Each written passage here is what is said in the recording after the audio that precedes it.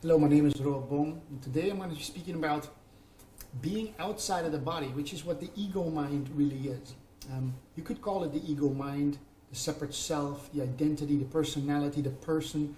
I don't really care for what words you use.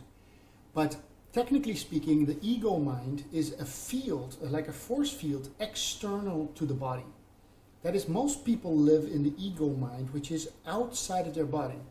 Now, people think they're in their head and that you're in your body, but really, when you're not present, when you're not silent, when you're not still, you're actually outside the body. You're over here in this field that could be called, some kind of auric field outside the body.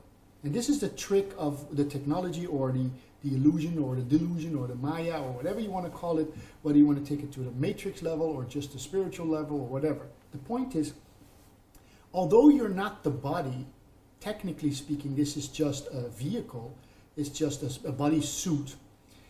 The first step is to go back into the body, because when you go back in the body, you're closer to home than when you are outside of the body, which is where the mental, intellectual field of thinking takes place.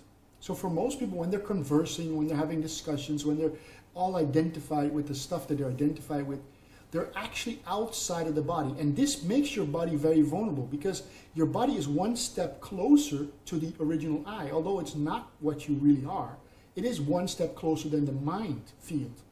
So the first thing to be silent and still and to meditate really is to re-enter the body consciously, to actually be still, sit silently in the presence of your own being inside of your body, which means you're going to start feeling the sensations inside the body. And automatically when you start feeling the sensations, you'll also start to feel the emotions or the feelings, as opposed to the sensations, which are natural. You have all these unresolved, unfaced emotional blockages inside of the body field, the energy field of the body, which have to be dissolved, deknotted, dissolved, really. You're taken apart. They have to be massaged out, like when somebody massages your shoulder when you have a little knot from some workout or something you've done. Then these have to be emotional feelings, have to be dissolved by the pure attention, the awareness, the pure perception of your attention, which is what you truly are. So returning home and dissolving the obstacles, which is the large emotional pain body inside of your system, actually requires to first re-enter the body consciously, which is what meditation is. Re-entering your body consciously, as in sitting still and feeling the sensation of your nose and your lips and your face and your hands and your feet. And doing this regularly. Right now I'm only making a short video, but obviously in satsang what we do is we go within and we quiet the mind by focusing the attention not on the intellectual wording, on all these, verbal learned behavior, this conditioned of thinking, the conditioned behavior of thinking, but we're going to go and not put our attention on that for a while by putting the attention on something other, which is more intimate, more real, more close to home, which is actually the sensations of your body.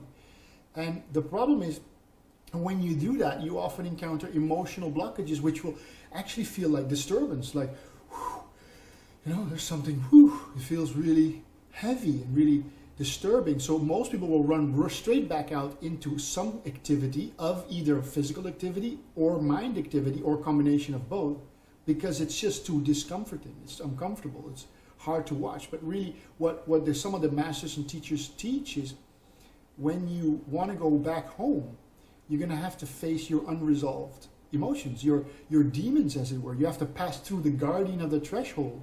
And these guardians are there to make sure that, well, if you want to be your true nature again, then you're going to have to face those things you built, your own demons or the skeletons in your closet, right? It's not really somebody else. It's not something else. It's you, what you have not faced. And so meditation is the process of stilling the mind by focusing it on something that is closer to home, your sensation, and then returning. And when you return, you will have to face some of your own unresolved stuff. And that you just keep and you hold to that space and allow the light of consciousness itself to dissolve the blockages that are there. That's why these teachers say, embrace your dark side. embrace the negative aspects of your psychology, your mind, and your being, whatever you want to call it. But the psychostructure that is, that's you, the psyche in which you live, that you have to face those unresolved emotions by embracing them, looking straight at them. They can't do anything to you other than a bit of discomfort and burning. But besides that, stare them down. Stare them out of your system. Right? So that's basically what it means to know that the ego body is external to your body. You have to re-enter the body. You have to put your attention from outside, and outside, which is the thinking process as well, which is taking place in a field outside of you, and re-enter the body. Going home, going within really means re-entering first the body, and then from the body you go even deeper, which is beyond the body, deeper than the body, which is not a position at all. It's not inside or outside, but we refer to it as going deeper and deeper inside, into the empty void, the vastness of it all. The empty, eternal void, which is the ever-present, which is the fullness of life itself, which is where everything, the source, comes from the source, everything. So, ego mind is external, so go back in, be in your body. Stay behind the eyelids, inside the body. Be present, be present.